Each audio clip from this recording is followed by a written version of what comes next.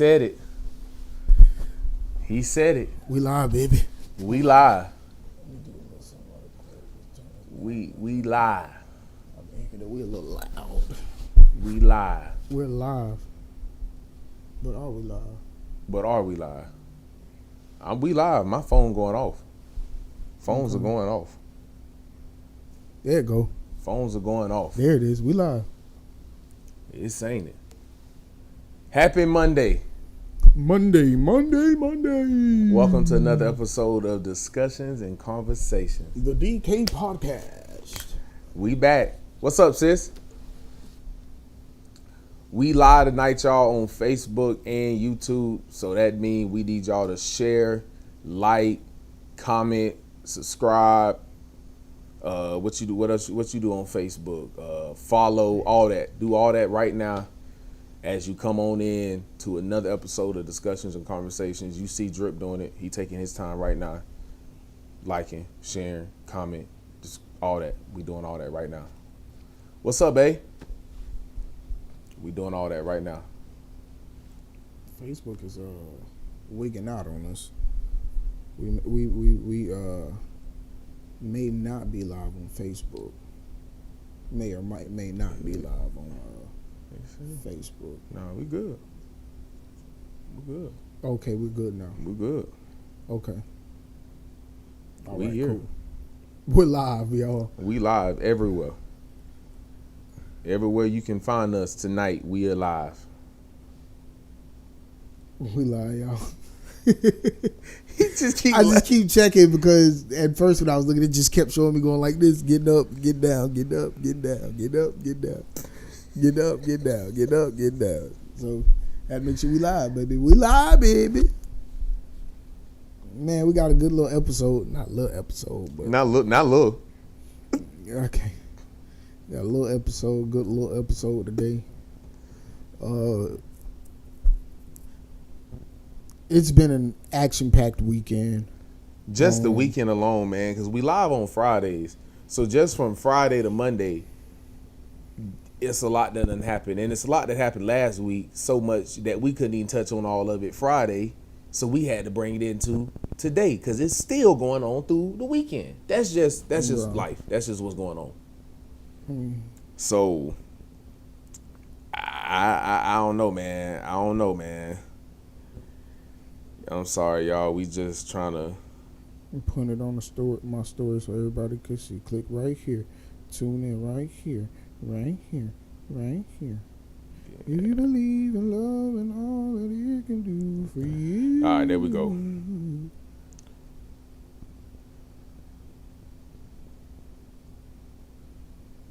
So the Lilo and Stitch actor David, who recently appeared in the new live action, has died. Huh? This is breaking news 38 minutes ago. TMZ exclusive. Lilo and Stitch star has died. So I still ain't seen the movie yet. So still ain't seen the movie. So I was just sharing everything, and then that just happened to come up. So, Drip, you saw the movie? No, we ain't see the movie this weekend. We probably gonna go see it sometime this week. And the little week movies be nice and they be, wow, man. Dead as a doorknob. Yeah, he dead. So I think our title talk about it. Fatherhood. Obviously, we had Father's Day weekend yesterday. We gonna talk about that. This gonna be good, bro. Fraud and freak trades. You can put that together however you want to, but I think we all saw the Orlando Magic made a pretty crazy trade this past weekend. Desmond Bain is coming on over to Orlando, and Cole Anthony, KCP, and some draft picks are going over to Memphis. Drip is quiet. He was not the happiest yesterday. I'm gonna be honest with you. He was pissed. Anybody that know him know he is a diehard Orlando Magic fan. Not no play, not no part-timer like me. He a full-time, all the way. Drip. I don't want to start there, but just initial thoughts, man. Just initial thoughts. That's the topic tonight, but just what's your initial thoughts on it? 24 hours to process it. You said we live on Facebook, so we can't do a lot of cussing. Okay, hey, that was just a joke. I was just trying to see. I was trying to test the temperature. I know that topic gonna bring a lot out of you, a lot of emotion. Yeah, I'm very light. That's a lot though. So that's a lot more than I thought you had. I don't think I have patience for this team anymore. Okay. And I'll expound on it when we get to it. But Okay. I don't. Yeah, I ain't. Yeah, patience. I don't have patience. For this team Patience anymore. is running thin. That's drip right now. Initial thoughts. And then R. Kelly is trying to get out. Apparently, he got a hit on his head, so he said, "Listen, Perez, I'm trying to get pardoned." So I don't know, man. Let's start with some positive. Let's start with some upbeat. Yesterday was Father's Day weekend. Father's Day. This weekend was Father's Day weekend, but yesterday was Father's Day. A beautiful. So for some people, a beautiful day. Yeah, for some people, a beautiful day. So shout out to all the real dads out there supporting their kids, supporting their family, in whatever capacity. Major ups. I think that's a dope thing to be doing. Yes. I myself am doing it. Yes, you are. Yes. Man. Hats off to all the fathers out there, man. The real, as he said, the real fathers. The real fathers. So let me start with this question. Let's go. As a father, what does modern day fatherhood, or what does fatherhood look like to you in today's climate in 2025? I think fatherhood in this day and age is all about being adaptable. Mm-hmm. And I feel like with all that's going on in the world now, as a father, you have to be able to adapt to the things in society that are changing, the things to society that are literally just being taken away or being added to our kids' future. So that's one word that if I could say to any father, remain adaptable. Because what we knew as kids growing up, both me and Drip, absent fathers, I don't know my father at all. He could walk through a door right now, I wouldn't even know him. And it's funny because, I laugh about it. Like, my 8-year-old son pick on me about it. So that's the reality of it. But even then, as a father in that day and age when we were growing up as kids, things were pretty much normal, pretty much stagnant. You ain't really, kids were doing the normal things. Come on, man, get in the house. Don't do nothing crazy. Put a rubber on. Just stuff like that. Nowadays,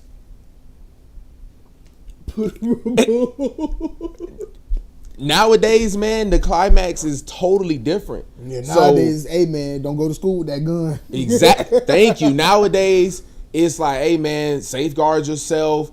Like, and you always should have been instilling in your kids how to talk to law enforcement, how to respect authority, but it wasn't as highlighted in that time frame as it is now, because just from when we were kids to our adulthood, it has been more police brutality amongst African American males than we can even fathom to count. Mm-hmm. So the importance of instilling in, and now this is for my black dads, the importance of instilling into our black sons the right posture to have when approaching authority of any level is so important now, because you're seeing where a simple traffic stop can go left just because I inflect my voice. Man, I never forget, my mom was a single mom raising me, no father in the house, and I was always a bigger boy. And we ain't got to keep going back to that, but for real, I was always a bigger boy. So there we go. It was no secret that when I got older, I was going to be a big guy. I was going to be a big man. So my mom always used to tell me, don't bow up. Because I guess as a kid, I used to have this thing the way I would get mad and bow up my chest, whatever. And my mom used to punch me right on in my chest and go ahead and knock the air right out my cell. So, but she was also instilling in me after she knocked the air out my cell, don't do that growing up, because you gonna be a big boy. You gonna be a big man. You go out and do that to the wrong person. Again, wrong person is anybody. That's anybody Hey, mommy. that can. Hey, mom. That's anybody that can realistically cause harm to you, but especially those in law enforcement capacity. Come on, man, be smart. So be adaptable, man. As a father in this day and age is like probably the key to really navigating raising kids in any age. I mean, my kids are still young. I mean, my son ain't even a teenager yet. My oldest is only 8, but I mean, even the things that he's exposed to at his age, just going outside playing with friends, with middle schoolers and 5th and 4th graders, like they be outside and they're exposed to that. Those conversations you have to be ready to have at an early age now. So we're obviously saying that, because I can't say we're saying, because I ain't got no kids, so I can't say parenting in this day and age, mm-hmm. but I can say from watching parenting in this day and age, mm-hmm. not just you, but anybody else I know with kids and so on and so forth. I can say with watching parenting in this day and age, it also goes to the inside of the house. Yeah. Like, for instance, when we were growing up, what happened in the house stayed in the house, one, but what happened in the house wasn't always leading to us doing what we were doing outside the house. Yeah. If that can make sense. Mm-hmm. Like, the examples that we had inside the house weren't examples that were bad. They weren't examples unless, well, in my case, my sibling. But other than that, like, the examples that we had in our forefront weren't like examples that were like shoot 'em up, or somebody that's in the streets, or somebody that's living a rough rider lifestyle, if that makes sense. So watch this one, with us being raised by women, yes, how does that change, or how could that affect one's mindset or approach to parenting? I think it's like a flip side of it's like a two-headed coin on this one, because you could either be a softer parent, because again, being raised by all women, you might have that more nurturing approach, that more softer approach, or the other side of the coin, you could be that more stern, hard knock, beat them down, whatever style parenting. That's what my mama did to me. Because again, being in a single parent household, there's no dad or mom to balance the scale. My mom, like Drip just said, for Mom Kiki, my mom was both sides of it. It wasn't like okay, yeah, let me be this nurturer because dad gonna come in and be the no. My mom was, all right, baby, come on, I got you. Let me, okay. Well, what the? All in the same sentence sometime. So it is so important to realize what side of the coin that you want to be, but you have to be especially when you're in a 2-parent household, when you're now raising a child in a 2-parent household, you can't be like, okay, I got to be both. No, find the balance between the other parent, so that way that child can get the full scope. Because again, our parents had to do that, because it was like, ain't no man in the house to give certain order or direction that should be coming from a man. So I got to flip on this coin this one time or these few times to ensure that my son get it. Because at the end of the day, our moms had to raise boys. So this is not off topic, but it's not in our show script. Yeah. I'm gonna ask this question because I got a story time moment. While I tell my little story, think about this. Okay. What is the worst, like, discipline action that you think your mom did to you? All right? Yeah, go ahead. So I'm going to tell my story. And I think for me, this is my worst one. Mind you, I ain't going to say I've been beat with everything, but I done been beat with a lot. So my story is, one day I'm at church, right? Well, we at church. I'm in the back of the church talking, gabbing, da-da-da-da. More in the choir stand, they singing. Oh. I think we in the, it's like in the middle of revival or something like that. So they like consistently up there singing. Da, da, da. They done did praise and worship. They done came down. They done an offering. They done came down. Mm-hmm. They done did something and came down. But the whole time they're sitting in the choir stand. So they just realistically just standing up, sitting down, sitting up, sitting down, sitting up, sitting down on the Hope stage. So I'm back there just talking. I'm playing. Oh, yeah, you going at it. She looked. She said, in the pulpit, on the stage. I said, who else? I think my mama wants you. Who, me? I was like, oh, shoot. She talking about me. So I'm going down there, right? I walked up. Mind you, this is the middle of service. So I'm trying to play it off like, you want me to come up? Like, the man preaching.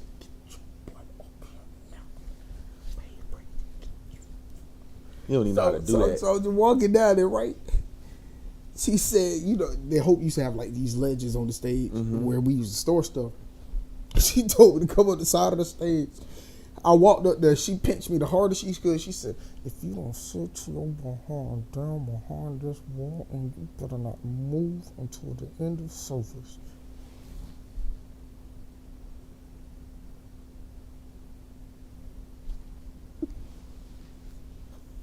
That what? Okay.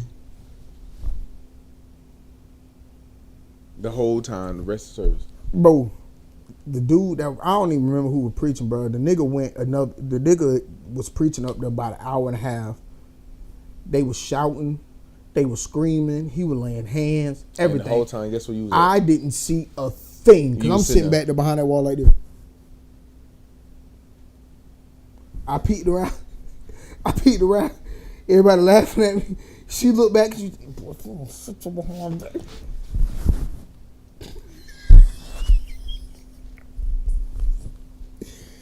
And again, that's discipline that I will never forget without a father in the house. Yeah.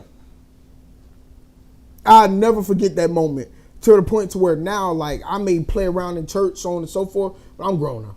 Yeah, like, yeah. I know what I want to do. Yeah, but kids, if you don't, I have a zero tolerance for that, bro. Sit down. I have it, bro. Like, no, all jokes aside, like, this is a fact. We would be sitting in church together, like, sit your behind. We'd be tag teaming other people's kids, man, and I'm sorry, it's in me, bro, because I'll do what I do in the church. I'll hoop, holler, I'll troll the pastor, everything man, else. But look, boy, if you don't sit your behind down, come on, man. You doing all this zigzagging up. You don't even know. You really don't even know, bro. What? What? So to answer your question, this was back in elementary school. I was being the class clown, Dre being Dre. Ooh. And the teacher had told me, I'm gonna call your mom on my lunch break, and oh my God, whatever. I hate those. And then I was like, I'm still talking trash, like, oh well, you must not gonna call her because you'll call her now, like, I'm still trying to be the class clown. Everybody in the class laughing at me, yeah, cool. You was pushing it. So then, come back from lunch, whole day go by. Actually, teacher, I was like, hey, did you call my mom? Teacher said, oh no, I actually forgot, but I'll call her tomorrow. So I'm like, I'm straight, right? Oh, lady, you don't love your mom. Get home, I'm straight, man. My mom always had this routine. She had my snack out, make sure I do my homework, eat my snack, take my shower, take my bath, boom. Wait, hold on, I don't want to jump the gun. Put the mic down. Oh my God. So, I come and I think everything normal. So, I'm eating my snack. I'm in the bathroom. I'm taking my shower. I'm doing my thing. I hear the door open. And I ain't thinking none of it. I'm like, oh, mom in the bathroom. I ain't gonna lie, I call my mom, mommy. Mommy, I'm in the bathroom. She ain't say nothing. She pulled them shower curtain back.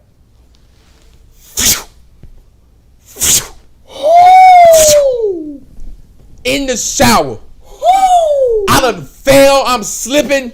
She don't care. Drip. She don't care. Ooh, I felt that. I know I done hit my head. Oh. I know I done injured myself. You got a concussion. My mama did not care. 5, I'll never forget, 5 good hits. Oh, she lashed you like they did Jesus. Because they counted his hits. My mama was so G with it. She hit me 5 times. Finish the shower. Swear to God. And that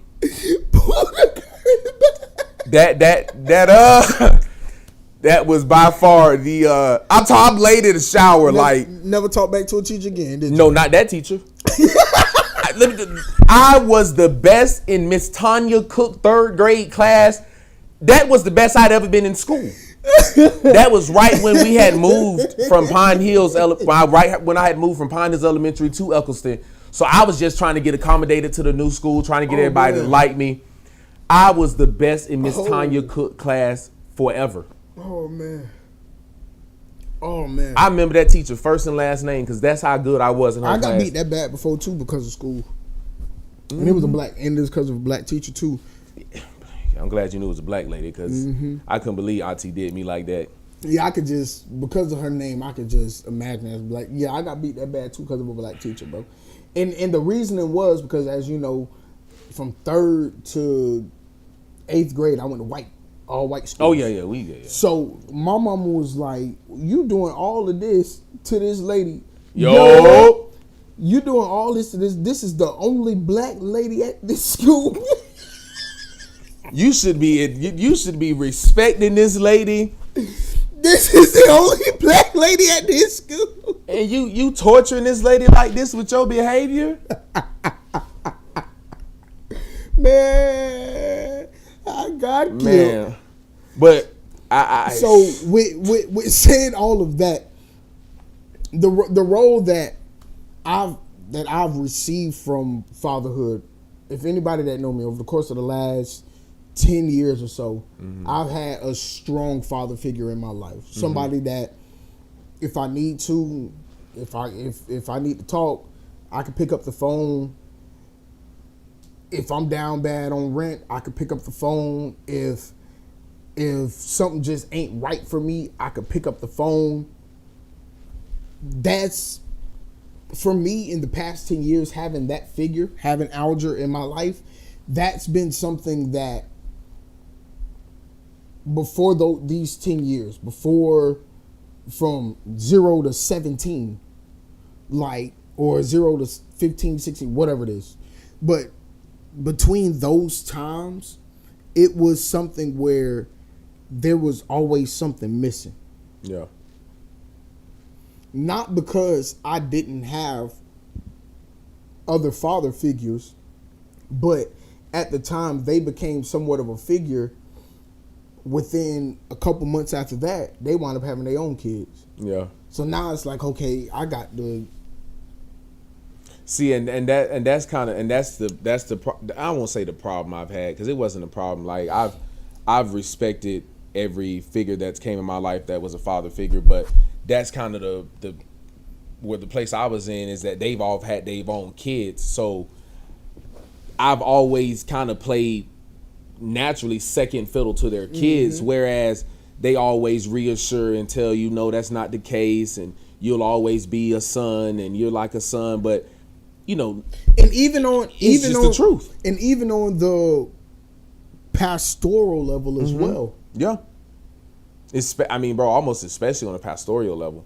Because when you tell me one thing, but you show something totally different. What am I supposed to get out of that? I'll put it like this, man. Father's Day was yesterday, and you could ask me how many text message I got or received from any father figures or anybody that was connected to me in my life over the last umpteen odd years. Not a one. No, just one. None of the ones that I would name and you would be like, yeah, no, none of them. So is the problem for black fatherhood the fact that you don't receive your just due in regards to a lot of times fathers do what they do and never receive their flowers. I think some fathers, especially nowadays, man. And I'm speaking of present fathers, not. So I'm talking about fathers that are like active, but depending on what generation of fatherhood you're in or what generation your father was in that raised you, I feel like some fathers have this sense of entitlement to where, and again, I'm talking about on the pastoral or as from just a natural standpoint, to where it's feel like they got to be reached out to first. And I've had quote unquote spiritual fathers say that, like, oh, well, yeah, I was just waiting for, I had been waiting on you to reach out.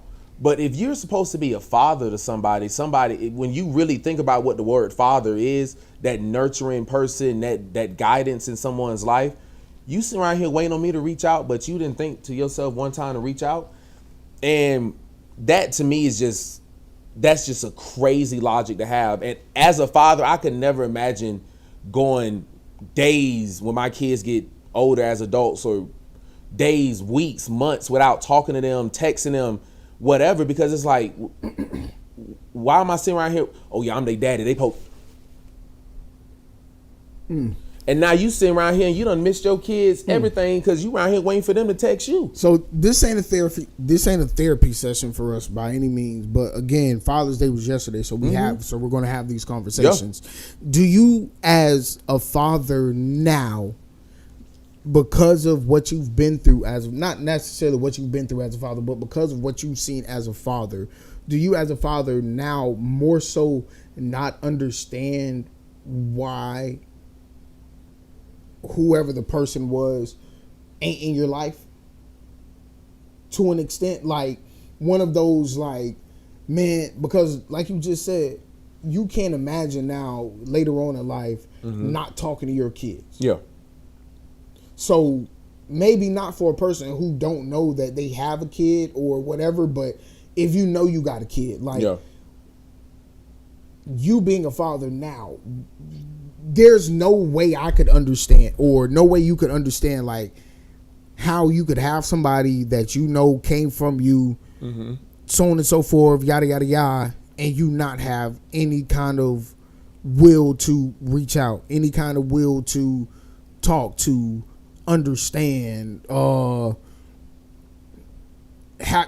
say hello at any given time, like especially if you've seen the person, interacted with the person, have come across the person, all of these things. Like where does the line of, okay, you've had this many chances and okay, now you're just stupid, come in at?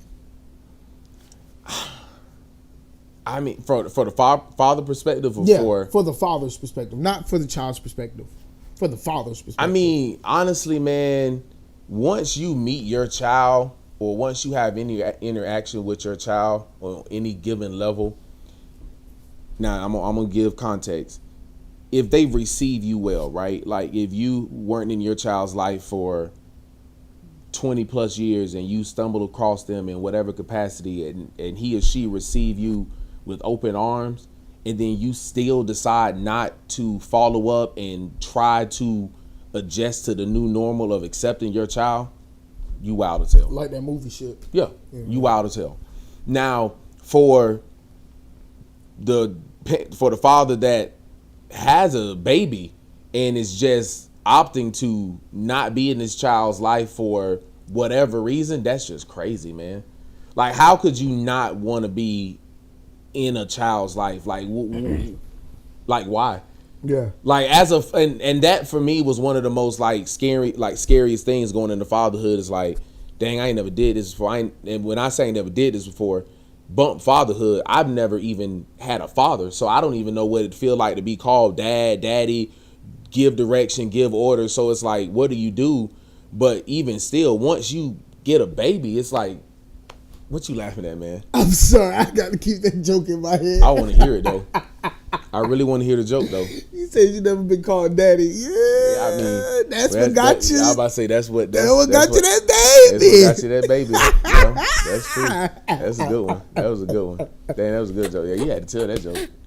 That was a I'm good saying, joke. no. In all That was a good seriousness, joke. though. In all seriousness. But yeah, man, I don't understand how men could be absent fathers, man. Like, and I would have been saying that, Drip, even if I didn't have kids right now, because I'm like, dang, like I would have been looking at myself like, hell, I wasn't that bad as a kid, and then looking at myself as an adult, it's like. So saying that, what point do you think that it's? This seemed like a talk show because I ain't got no kids, so I can't really speak on it. But I can speak on this one. I'll piggyback off of you. What point do you think that it's too late as now from the child's perspective? Because we both kind of went through the same thing. You didn't know your dad, but I did know that nigga, unfortunately. So at what point do you think that it's too late for him to come back and say, I want to be in your life? Honestly, for me, bro, it's too late. No, I'm not saying like right now. I'm saying like overall. Like if he ever like between now and when you were born, at what point do you think it would have been too late? Like 16, maybe 17, maybe right before middle school. Like I would say probably right before high school, like going into 9th grade, because it's like, bro, I'm about to go into I'm going into my years. Like you go into your years of most people finding they about to start having sex, and if they want already having sex. Most people about to, go into college, start school. Like it's just so many different things that people about to start in high school. So it's like, bro, if you ain't came around by then, but to be realistic, I even give you graduation. That's a great perspective. It's never too late because how I feel, no matter what, I can't get my dad back. I respect and understand that. I can respect and understand that. I will not digress on that comment. I would say from based off what we were saying before, I've faced both sides of the coin. In regards of never checked on me, and when you did have the chance to, you negated me. Yeah. You know the story. I saw you at a Magic game. You looked me dead in my eyes. You didn't speak to me. Yep. I saw you at the Jones High School State Championship game. You looked at me. You didn't speak to me. And on another occasion. But then later on, you reached out to say, hey, I want to be in your life. Mind you, this is all of 2 to 3 years ago. So when I asked the question of, when is it too late? I feel like for certain people or certain things, when you faced quote unquote everything you can, almost as a man, where is it that you need another man to push you, motivate you, satisfy you that you didn't already know? Yeah. And that's why that's what I was gonna say is from a realistic standpoint, I would even say graduating high school, because by the time you graduate high school, whereas yes, a father could come in and help navigate college, but at that point, you done made it this far, you done got to college, accepted into college, you done did all that without him. Especially when, to push it a little further, especially when that person isn't better off than you are. Yeah. It's that, yeah. I think the thing that helps the relationship that I have with Alger is the fact that, for one, he's pushed himself to the max on every course that he's been on. You got your doctorate, you got your master's, you got your bachelor's, you got your AA. You've graduated high school. You've never been to prison, jail, any of those things. So when talking to you or asking you questions, there's not a portion of your life that was missing because you were incarcerated. Yeah. So it's not like you got to tell your life in fibs and you feel me? Because when you're growing up point at this age that I may be questioning or asking you about, realistically, you was fighting for a peanut butter and jelly sandwich. To be a father it's too late, but to be in your life, grandkids' life, I feel it's more forgiveness for ourselves to not block our blessing. I mean, for me, on that point, I'm gonna go off of something Drip said, then I'm gonna tie it into that comment. I think one thing for me is like right now I'm in August. I'll be married 8 years. I've been with my wife for 9 years. So one thing, I've already been married. I've already been leading a family. My son's 8, my daughter's 6. So you're not coming in and helping me on any level of my life to where I need guidance. So that's to attribute to the point of like, where are you gonna come in and add value in my life at this point? Because realistically, like that child, again, I understand what you're saying, but at this point in life, 25 plus, if you're coming into my life, no matter who you are, no matter what you are, no matter what you can do, you have to add value. And the only way you can be adding value is if I'm like a nigga that was in and out of jail and you ain't been in and out of jail, and you like, come on, or son, even if you have been bro. in and out of jail, you can say that's not the way to go. That's not the way to go anymore. What's up, headache? So realistically, and again, that's beyond fatherhood. I think just naturally in life, at this point in life, if I'm bringing anybody into my life, you have to be able to contribute to my life some kind of way. On any level. Not financially. Yeah. That's not what I always need. I don't need a financial contribution, but I need contributions in a sense to where we could sit down man to man. I can have a conversation with you, no and judgment. I could learn something. Yeah, I can get something from the conversation. I can gain a different perspective about something. And then, being in their grandkids' life. If you weren't in my life, you're not finna be in my kids' life. I'm not even going to expose. That's going to rob me. I'm not even going to expose my kids to that, because now that's confusing them in the sense of, well, like, especially depending on what age your kids, no matter what age your kids is, you don't know this man. You won't know this man from a can of paint, realistically. Whether he your daddy or not, you don't know this man. So you letting this man around you, even if you do a thorough background check, you don't know this man. So he ain't come around my kids. You ain't been around me. I don't know how you raise kids. I don't know. I know how you raise kids. You ain't raised. All right, next topic. I just looked and realized we've been at this 37 minutes and talking about this daddy stuff, boy. I've been in. Yeah, you ain't come around them kids, man. But again, this is what this is. This is what the podcast is. You can't come around the kids when I don't even know you as a father. So what in the hell makes me think I'm about to allow you to be a grandfather? Grandfather, that come with that ain't just a title. You got to be an active father to be like, oh yeah, man, you a good grandfather. You That's true. People can't change, but again, when you're thinking about it in the sense of, with all due respect to you, Chop, you had your father in your life. So in a sense, for people who didn't grow up with one in the household, who've never seen theirs, who had the chance to be a father but still missed out on it. Mm-hmm. Because again, it's not like for my personal situation, it's not like that nigga didn't have the chance to do right. Yeah. You were obviously out of jail when you had me, but then you went to jail. Got out of jail, had me a couple times, whoop de whoop, went back to jail. Came back out of jail, went back to jail. So like, you never had plans on being a real father. And I had the conversation with Eric today. In the sense to which of why I feel the way I do. And my thing was always, even when you were in jail and you sent those letters home and all of this stuff, those letters never included Chris's name.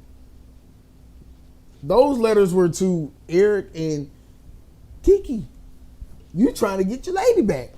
So you're not even worried about me. So again, for people who experience situations as what they are, where you were able to grow up with somebody in the household, you'll feel a different way about this situation than people who have never experienced something like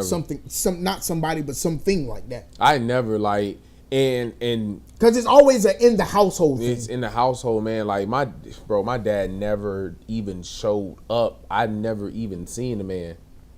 Head on Facebook and YouTube. Okay then, We head. using both of them.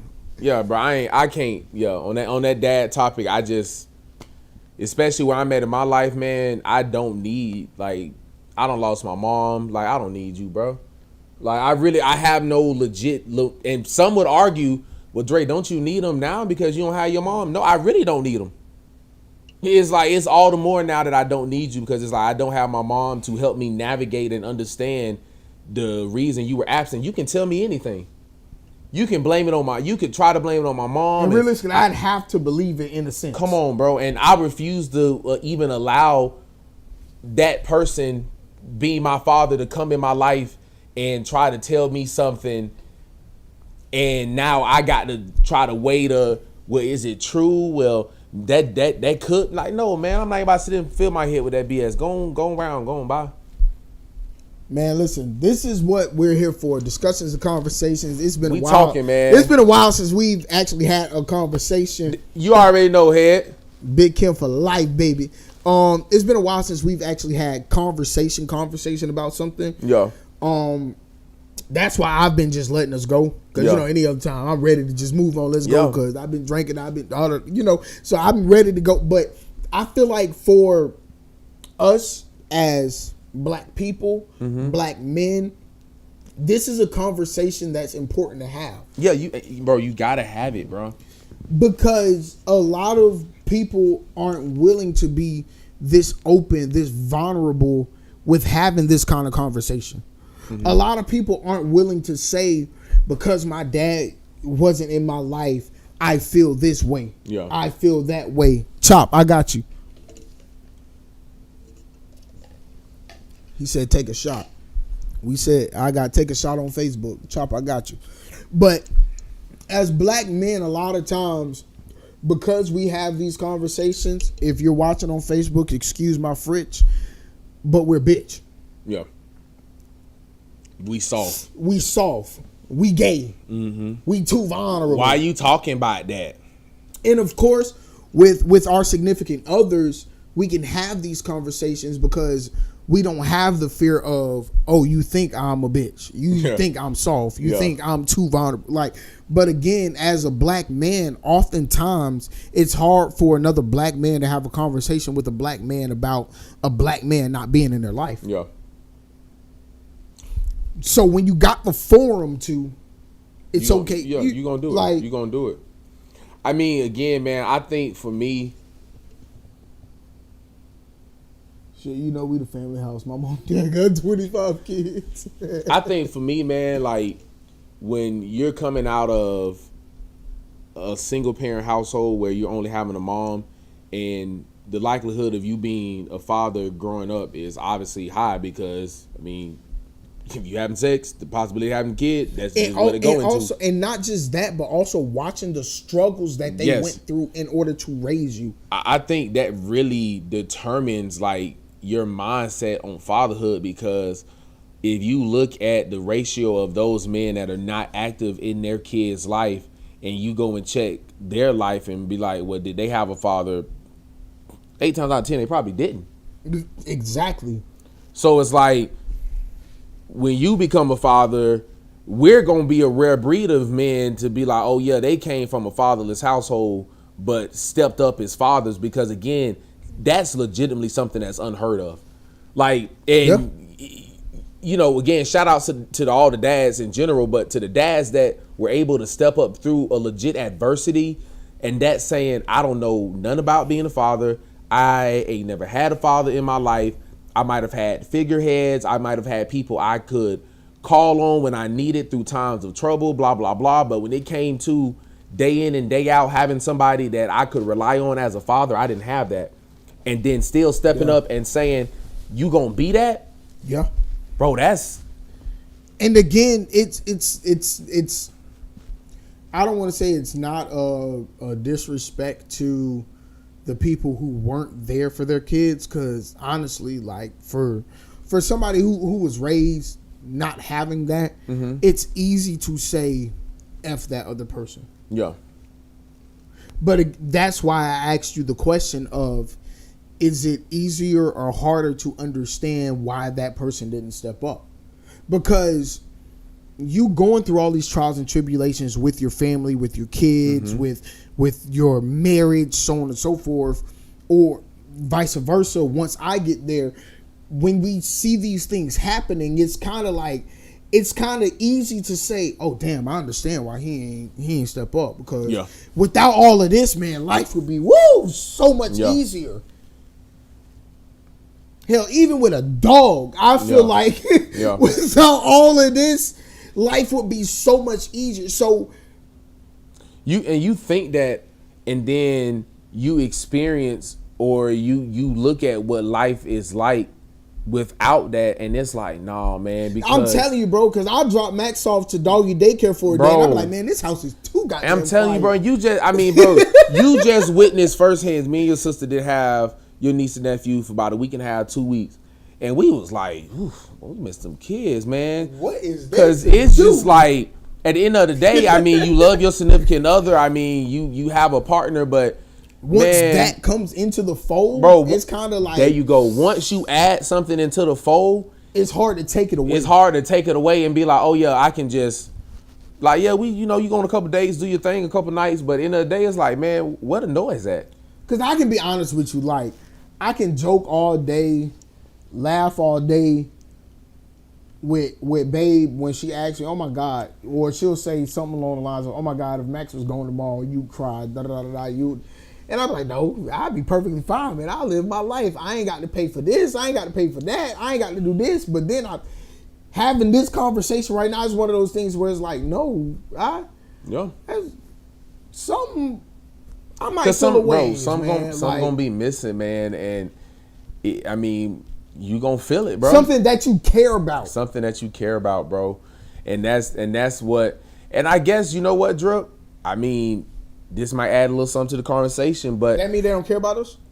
I was gonna say that. I guess the argument would be that those that are not in their kid's life and have the opportunity to, or had the opportunity to, and just omitted to, you obviously didn't care about them. Oh no, I just had this going on, and I just was this, and I just was. Because again, for you, they came from you. For me, I bought this, so it's not a possession thing, but it's a possession thing because this is mine. Yeah.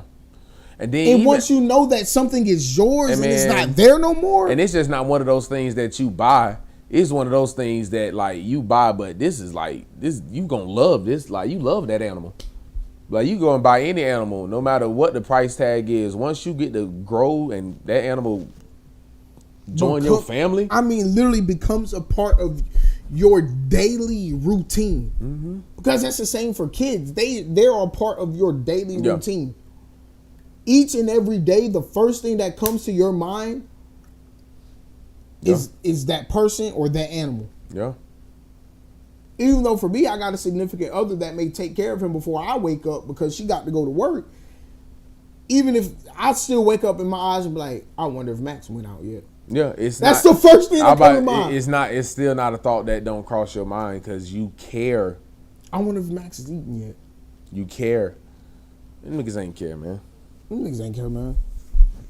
It's a love thing. I'm telling you, you got to grow, nurture, and understand with somebody in order to. There you go, unconditional love. That's a good one. That's the main thing about it all. The unconditional love factor. Let's move on, man, because we'll be here all day long because we got a lot to say about it. Horrible segue, but perfect segue. R. Kelly has asked our president. I won't say our president because a lot of people don't claim him as a president, but he the president of the United States. A lot of people, he asked him to, give him a little deal. The same thing that he did for the Christies. Cool for me, sir. I mean, but he said he got to, like you said earlier in the intro, he got a hit on his head. I say, bro, Kelly said he a little different than the Christies and them and what you call it? What? Who was it? Who else he got? Who else he pardoned? Christie's young boy. He said, I got a hit on my head. But I think so. For me, I think that's kind of crazy, bro, because you part in young boy who. Ooh, this is my first yawn all night. Who is a career criminal, Yes. like known for sure has murdered Yes. a couple people. Yes, without a doubt. Happy late Father's Day, Dre. You do your shit, fam. He do, man. You do, man. Another clap. Another clap is audience noise. Woo! The audience noise. So, if Trump was to give this man a pardon, how do you think the United States would react? Oh my God. So I think because people already see Trump as a man, I know drink to that. All right, come on, man. Hold on. Drink to it, man. Go ahead, man. Okay. We're drinking with your chop. Come on, man. Hey, man, don't delete your comment, man. Put it back. Drink to that, baby. I know I'm so drunk. Oh my God, that's crazy. I know with people knowing Trump's past of some of the comments he made, grab her by the pussy, put your pussy, put your pussy lips on live. I give you $1,000. Oh no, that was Boosie.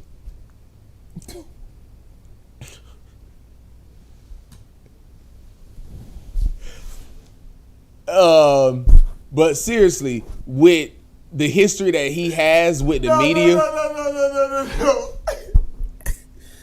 Pussy lips on live. I'll give you $1,000, bro. You really thought that was Donald? Nah, it was a joke. Come on, don't do that. You want the people to think that I thought that. I do that. Oh wait, no, wait. That's why Chop deleted his comment because wanted the S in plural. So they would love to see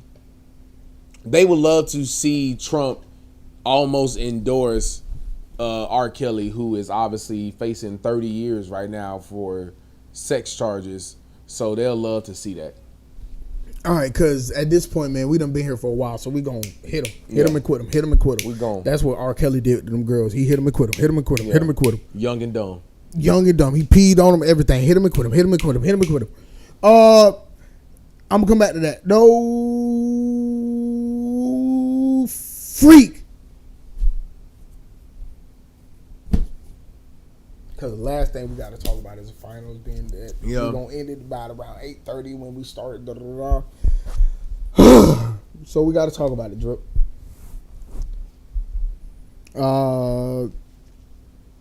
Yesterday, I was sitting on my porch at around, say, 10:45, 11 o'clock. Received a notification that stated that the Orlando Magic made a trade. Mind you, the last time the Orlando Magic made a trade, let me just give some context because I'm about to paint a picture today. Last time the Orlando Magic made a trade was for Markelle Fultz in 2018.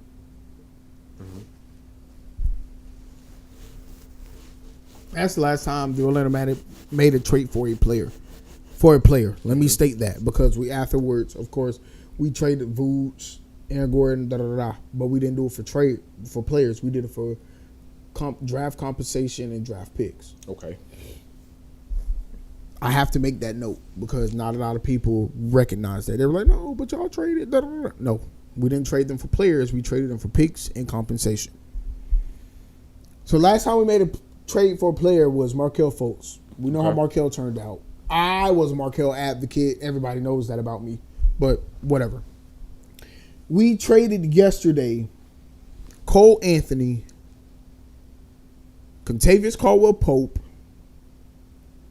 4 first-round draft picks. That is the number 16 pick in 2025, a pick swap in 2026, the 2028 and the 2030 unprotected picks, and then also a 2029 swap. All of that in exchange for one guy, Desmond Bain. Why you said it like that? I'm gonna be honest with you, y'all. Even now, with what I know about Desmond Bain, Mm-hmm. I am pissed. Sorry. I am highly upset Oh God. that we gave up so much in exchange for him. The reason I say we gave up so much, as a Magic fan, I understand what Cole Anthony did for the culture of this team. Mm-hmm. I understand what Cole Anthony did for the culture of this city, and as it pertains to being a basketball city. I didn't say Siri, I said city. With all of that, for the organization, I feel like Cole's value is so much more. Yes, the production side of things matters, but as I've always said, bro, in my opinion, Cole Anthony is the best six man that the NBA has to offer. Yeah. I've never disagreed with that. The best six man that the NBA has to offer. So with that being said, if he's giving you all of that, where do you go from there? Of course, you still got your Anthony Blacks and everybody else, the young cats and all of that. But again, when you got somebody who you drafted well over 5 years ago, Mm-hmm. that matters. Because he was the second, from what I saw, Cole was the second longest tenured Magic player on the team. Yeah. Right behind Jonathan Isaac. And speaking of that trash piece of dirt, why you ain't trying to give him up? So do you think, so would you have felt better about it had they got more for Cole? Yeah, yes, because I feel like, and this may be crazy to say, bro, but I feel like Cole Anthony is more valuable than Desmond Bain. Himself. So had it been Desmond and another player, would that have sufficed maybe? What's really, like, and when I ask you this, because it might sound rhetorical, because you've obviously acknowledged one of the real things that's pissing you off is the fact that they traded somebody that helped build the culture in Orlando. But would it have been a softer blow? Because at the end of the day, it was no secret that Orlando was going to have to bring somebody in. Yes, would it have made yes. it better had it been Desmond? And I think it would have made it better if it was a all-star, a perennial player, a superstar. then Cole Because- leaving wouldn't have. Because the Lakers got the Mavericks got Okay. so much more for so much less. Yeah, I did. I've been seeing that conversation go around what Luka was worth compared. You to, feel me? Yeah. And that's not even with being tainted by that conversation. Mm-hmm. That's just being honest, bro. Yeah. Because again, when you make trades like this, as a fan, it shows the value that you had towards that player. It shows where your amount of give a damn was towards that player. If you really, really, really, because you got to think about it this way. As a follower of the team on social media, 65% of their posts, the Orlando Magic, 65% of their posts had Cole Anthony in there some way, some sort, some form, some fashion. Yeah. So that right there alone lets you know the impact that he has on a team. So now I'm willing to give that to whoever, because again, a lot of things that change a team alone, it's just the camaraderie, the locker room, and how they all feel about each other. Mm-hmm. And if you can get somebody like a Cole Anthony in your locker room that can say, hey man, I know we came to play basketball, but we also came to have a good damn time. Yeah. That makes everything the better, bro. And then on top of that, the nigga gonna hoop. Yeah, he gonna hoop. He gonna put up a bucket. He gonna get in points, assists, rebounds, defense. He's not a liability. So, would you say? So who won? Who won the trade? I think it's hard to say yet. I think we'll see when playoffs. That's when we understand who won this trade. Because if the Magic progress past the second round of the playoffs, and it has something to do with Desmond Bane's move to Orlando, Orlando won the trade.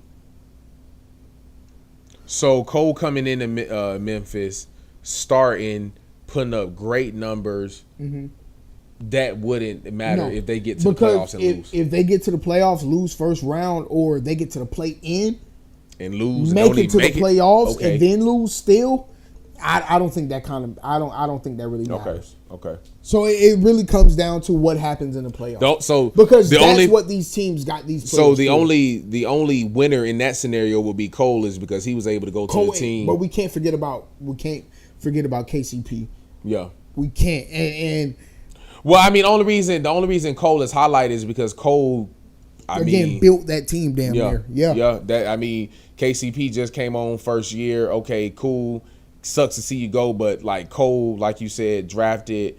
I mean, the culture that Orlando has now, the love for basketball that this city has, is insane. I mean, so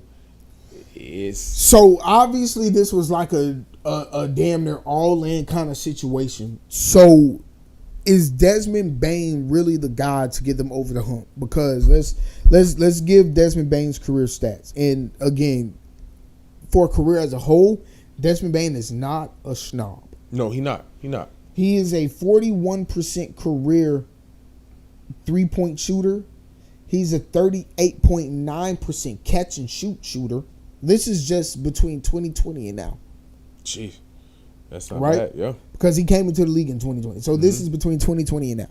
He's one of 3 players to have made 800 shots or more and has shot over 41%.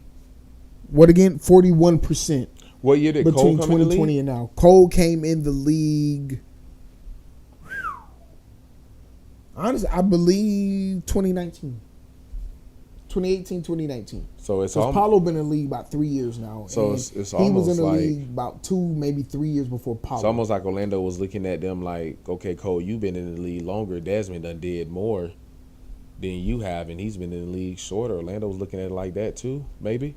Yes, but I mean, beyond that, I mean, as we said before we got on air, Orlando ranked last in 3-point percentage and catch and shoot. And you just said Desmond is 41%.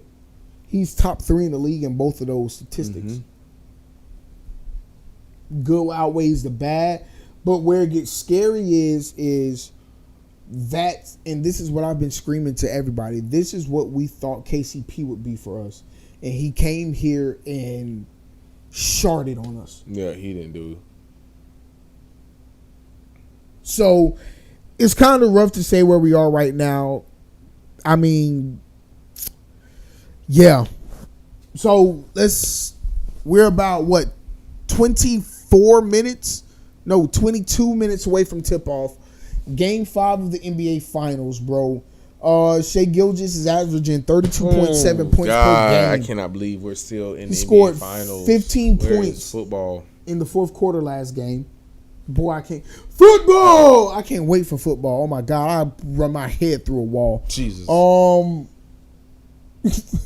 my God. I could really run my head through a wall. I'm so ready for football right now, bro. Tyrese, he been mid. Pascal, he dropped 20 in game 4. Sucks. Who do we think takes game 5 tonight, bro? And this is gonna be our last topic of the night. So, I mean, we were right on Friday. Take it out, man. We were right on Friday. What we said Friday? OKC was gonna win it. Didn't they win? Yes, we did say that. Friday. Yeah. OKC's back home. They are currently 9-3 at home, and the Pacers are 5-0 after a loss, and they just lost the last game. So right now the odds are in the Pacers' favor. They are favored to win by over 60%. Wait, because Hard Rock had the OKC by 9.5. That's why I was just looking at live. They're favored to Whoa, win they done by changed. over 60%. So I'm going OKC at home, man. I'm unless we see a fast-paced, hot first quarter from Indiana, I'm taking OKC at home. Now, if after the first quarter, Indiana done came through and let them know, like, hey, listen, I don't care where we at. Because you got to think about it like this, Drip. If Indiana win tonight in OKC, they go back to Indiana for the next game. But they're more likely to lose after a win than they are to win after a loss. Who? Indiana. No, Indiana 5-0 after a loss. That's what I'm saying. They're more likely win. to lose after a win than win after a loss. But or vice versa. They're more likely to. That momentum, though, is what I'm thinking. Like, because now it's like, bro, bump all them other stats at this point. They pussy. Because this is the game that can crown y'all the champion. So whether y'all were more favored to win after losses than y'all are after wins, y'all got to throw them. Y'all got to throw all them mediocre facts away that ESPN and everybody posts. Y'all got to go in there and think to yourselves, do we want to see these boys game 7 in Oklahoma City? No, we do not. We need to win tonight. That need to be their mentality if they walk away with the win tonight. But I don't see a scenario to where OKC loses tonight. I don't. I just. And I'm gonna be honest with you. Even with all them, like you said, all the stats, statistics, that don't mean nothing. It's time out for that, bro. I don't care about no 5-0 after a loss. It's time out. I feel like if it's win or go home, as we've seen from OKC, y'all going home, bro. Bro, I'm telling you. And I know it don't matter to OKC. They'll win the championship anywhere they can. Hell, if they told them both of the stadiums got flooded out and they had to go and play in Chicago for the whatever, they gonna play. But I feel like if they win tonight, they gonna go to Indiana and try to go ahead and close that thing out. I don't think they gonna try to give Indiana a chance of a game 7. But again, even if I was Indiana, I wouldn't want to see OKC in a game 7. So, I mean, tonight is a tough ask for them to ask them to win tonight, bro. That's a tough ask. Man, Pacers for the win. I don't know, man. The series is what right now? 2-2. It's game 5. And statistically, whoever win game 5 over 70. Tom said, "I'm sorry, not sorry." Over 70% of the time, whoever win game 5 goes on to win the NBA Finals. So that's another reason we'll be watching closely tonight. I'm honestly, man, I'm pretty excited to see what's gonna happen tonight. I don't want no boring game. I've had a long day. I need some action, so I need these boys to come out and give us action. Don't come out here and let's play hard from the moment they tip off. The moment Chet and Miles jump in the air, let's go to work. I mean, I agree, man. I'm with you 100% of the way, bro. Like, there's so much right now on the line for both teams. If the finals ended right now, who would win the finals MVP? Shay. 100%. Averaging 30. Where's that? Oh, we got one more topic. My fault. We got one more topic. We got to talk about that lawsuit with Byron. He got McDonald's. Averaging 32.7 points per game right now. Jeez. In the NBA Finals, nigga. He has 131 points this series. That's the third most in first 4 career NBA Final games.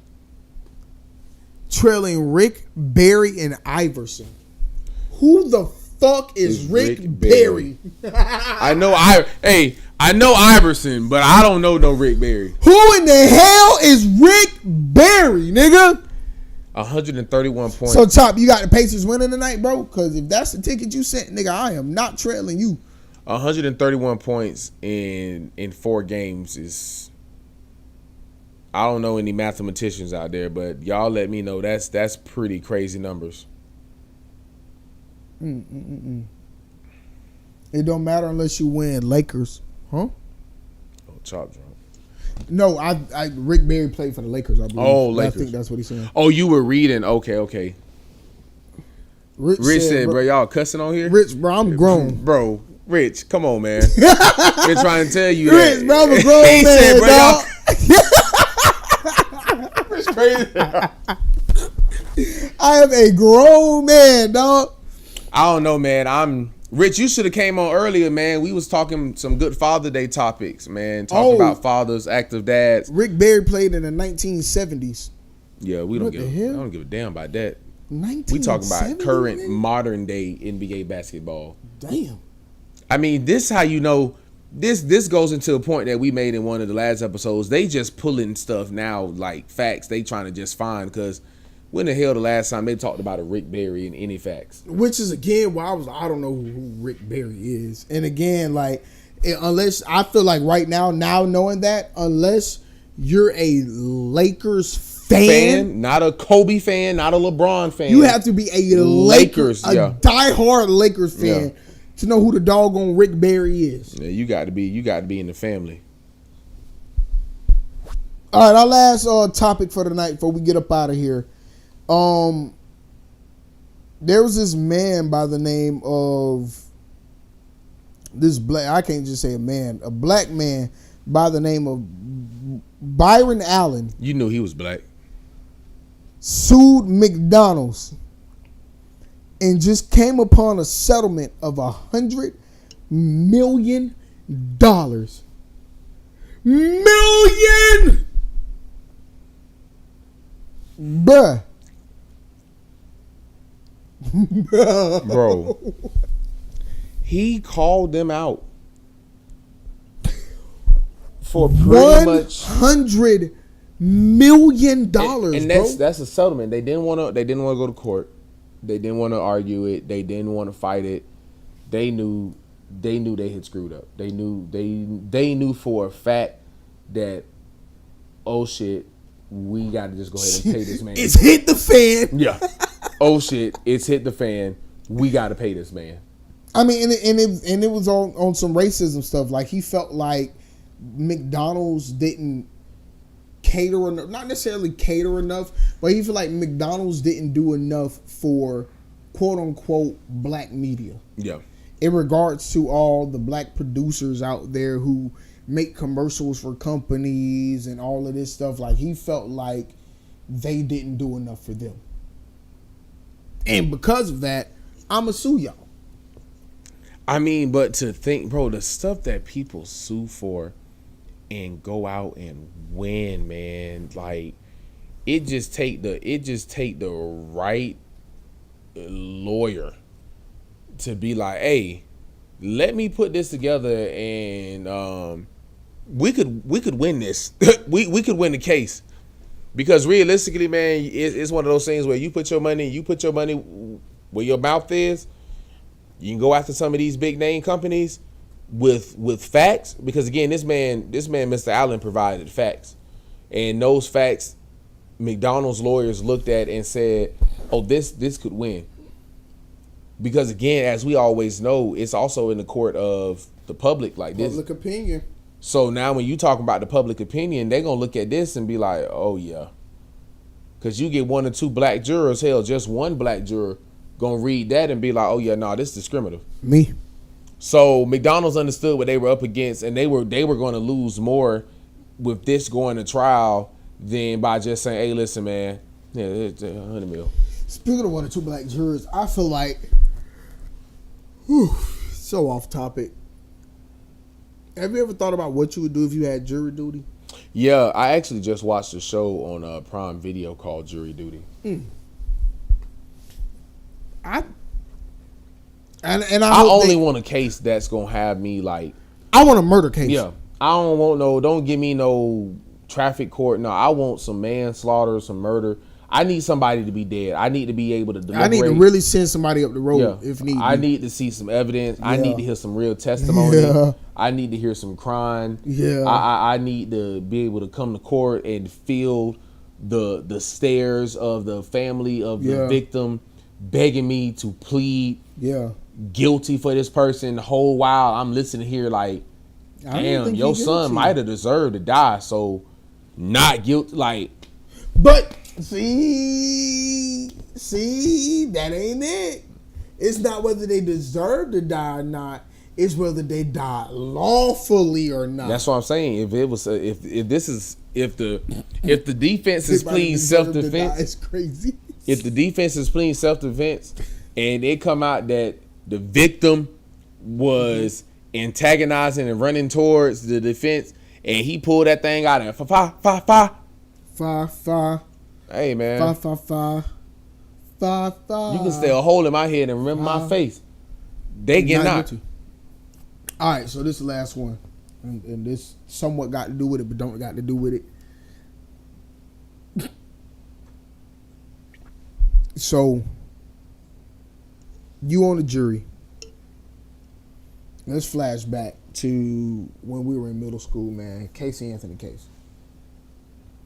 Is Casey guilty or innocent if you were on that jury? For what she was being charged with, Casey was innocent. Dang,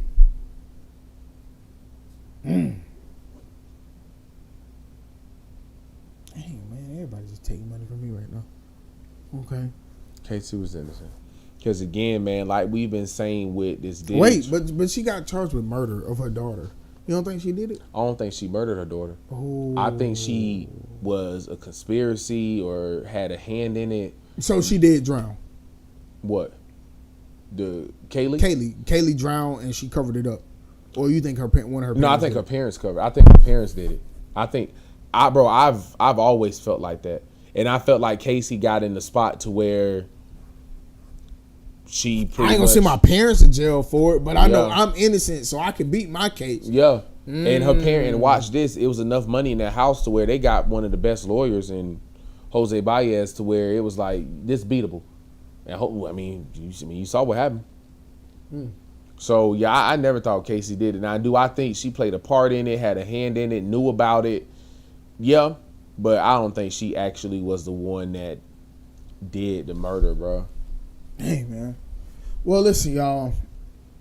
Obviously, this has been another great episode of Discussions and Conversations. I don't know who's still here. If you are still, I see we dropped to 0 viewers at one point over there. Yeah, but it was weird, though, because I didn't know if it was like a glitch, because then it just jumped back up to 2. So I thought that was weird. Damn, man. You see, now it's up to 3. Well, listen, man. Oh. Well, we should keep talking if the keep. We get more viewers, man. Let's keep talking. I don't know who the third is though. I know the 2 is Sis and Bay and Sis, but I don't know who the other one is. I don't know either, man. Facebook been booming. Rich jumped off. Rich need to come on a Monday or a Friday. I see it there. I can't. Glasses. Game time. A headache. That's the third. Oh yeah. But yeah, thank y'all for tuning in to another episode of Discussions and Conversations, man. We got about 7 plus another 15. So what that put us at? About 22 minutes until tip-off of Game 5 I'm ready. of the NBA Finals, man. Nigga said, it's me. It's me. We got about... Oh, it's storming. You got anything else to talk about? I'm just ready for NFL, man, honestly, bro. With the NBA season wrapping up, WNBA heating up, Caitlyn went crazy on her comeback game. We done had OTAs, everything for the NFL. Like, Yeah, so college football, I'm just ready for football, man. Football! Dwight Howard and Lance Stevenson got into it. Bro. Got into it is probably an understatement for the way they an extreme understatement. The way them boys was niggas bumping, bro. threw hands for real. Them boys was like... And then really Dwight bumping. defense, Dwight tried to play it cool, but then once he realized Lance wasn't playing, Dwight said, "Get your little ass, man." No, I thought we were joking, but I thought we was trying to get a fan something to you see. about it right now. Hold on now. Let me blow up too. Hence the fact Lance not in the league no more. Bro, I also saw that shortly after that, Steven Jackson was also gonna fight somebody too. Steven Jackson playing there, wow.